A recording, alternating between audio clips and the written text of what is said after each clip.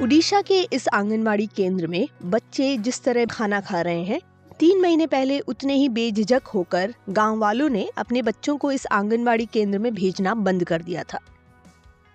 वजह, बच्चों के लिए खाना बनाती और उन्हें परोसती शर्मिष्ठा एक दलित परिवार से है और गांव वालों का कहना था कि उनके हाथों का पका खाना बच्चे नहीं खाएंगे वरना ईश्वर नाराज हो जाएंगे। विवाद जब राष्ट्रीय स्तर पर पहुंचा तो 14 फरवरी को प्रशासनिक अधिकारियों, ओडिशा बाल संरक्षण अधिकार आयोग, ओडिशा महिला आयोग, इन सब के दखल के बाद अभिभावकों ने बच्चों को भेजा, लेकिन करीब 8 परिवारों ने अभी भी बच्चे नहीं भेजे। 3 ମାସ ଧରି ପିଲାମାନେ ଆସୁନଥିଲେ, ଏବେ ପିଲା ଆସିଛନ୍ତି, କେତେ ଖୁସି ଲାଗୁଛି। ଏବେ ତ ବହୁତ ଖୁସି ଲାଗୁଛି ପିଲାମାନେ ଯେହେତୁ ଆସିଲେ। अब तो काफ़ी खुश हूँ। बच्चे आए, हमने खाना बनाकर उन्हें परोसा, उन्हें पढ़ाया। मैं बहुत खुश हूँ। बच्चों को ऐसे ही रोज़ आना चाहिए क्योंकि आज के बच्चे कल का भविष्य हैं। बच्चे हंसेंगे तो दुनिया हंसेगी।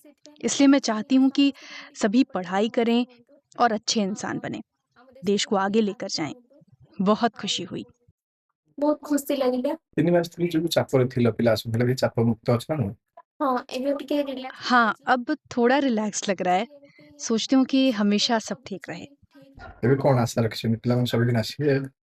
हाँ, मुझे उम्मीद है कि वो रोज़ आएंगे और उम्मीद जताने के साथ साथ शर्मिष्ठा की ये हल्की सी चुप्पी समझी जा सकती है, इसलिए क्योंकि इस मसले पर गांव के लोग, ग्राम प्रधान और वार्ड सदस्य सबने चुप्पी साध रखी है। यहीं गांव में रहने वाले दलित परिवारों के लोग भी इस पर कुछ बोलने को तैयार नहीं है। आंगनवाड़ी वर्कर भी इस मुद्दे पर चुप हैं। केंद्रपाड़ा जिले के इस गांव में लगभग 70 परिवार रहते हैं और इनमें 7 परिवार दलितों के हैं। पहले हम कोशिश करेंगे कि एक जागरूकता लाने के लिए उनका, क्योंकि ये तो मतलब मेरा नौकरी करियर में तो ये पहले बार हो रहा है कि ऐसा मतलब प्रथाएं हमको डील करना पड़ेगा, but it is really unfortunate incident. Anyway, हमारा कोशिश जारी रहेगा और मैंने गांव वालों को तो 3 दिन का मोहलत दिया था कि आप आइए, नहीं तो हमको कुछ ना कुछ करना पड़ेगा। जो हमको संविधान जो पावर दिए हैं उनका हम लोग तो प्रयोग करेंगे। जैसे भी जो एक्ट है, SNST एट्रोसिटीज एक्ट, ये तो उसको दायरे में आ जाता है। हम लोग SP से ये बात किए हैं और वो तो हमारा लास्ट ऑप्शन है, बट डेफिनेटली अगर कोई बात नहीं बना तो हम लोग वो एंगल में देखेंगे कैसे मतलब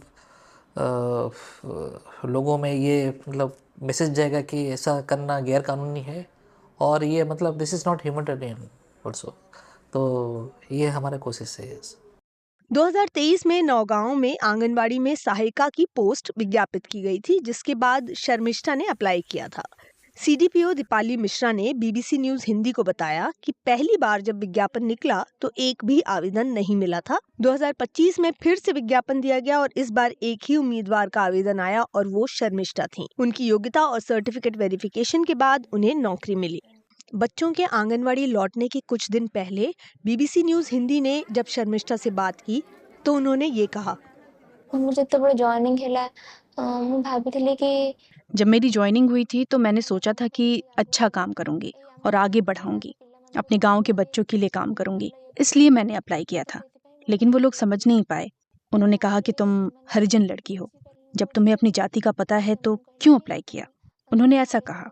उस वक्त से 3 महीने हो गए हैं, कोई अपना बच्चा सेंटर नहीं भेज रहा। 2-3 दिन पहले सब कलेक्टर, तहसीलदार, CDP मैडम और सुपरवाइजर आए थे। सब कलेक्टर लोगों से कहकर गए हैं कि अगर आप बच्चों को नहीं छोड़ेंगे तो वो आपकी बिजली का कनेक्शन काट देंगे और राशन कार्ड भी काट देंगे। राशन कार्ड में क्यों काटी दो। प्रशासन की सख्ती और लगातार चली समझाइश के बाद आखिरकार बच्चे लौटे हैं, शोर लौटा है, रौनक लौटी है। लेकिन शर्मिष्ठा की असली खुशी तब लौटेगी जब ये बच्चे बार बार लौटकर आंगनवाड़ी आएंगे। इतना आसान मुझे नहीं लगता हो सकता है, क्योंकि हम उसको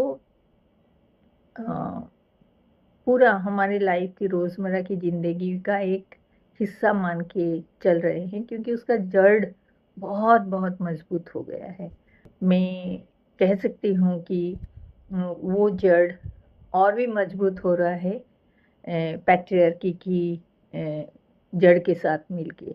हमारे सोसाइटी में जो कि एक पितृतांत्रिक व्यवस्था के ऊपर बेस्ड है, उसमें हम जब देखते हैं कि जात पात वो और भी मजबूत हो जाता है, धर्म के नाम पे, परंपरा के नाम पे, हमारे संस्कार के नाम पे, ये सारे चीज़ ऐसे जुड़ के काम करते हैं, तो उसको उखाड़ना बहुत मुश्किल है। मैं चाहती हूँ कि मेरी बेटी जिंदगी में बेहतर करे, भगवान उसे आशीर्वाद दे।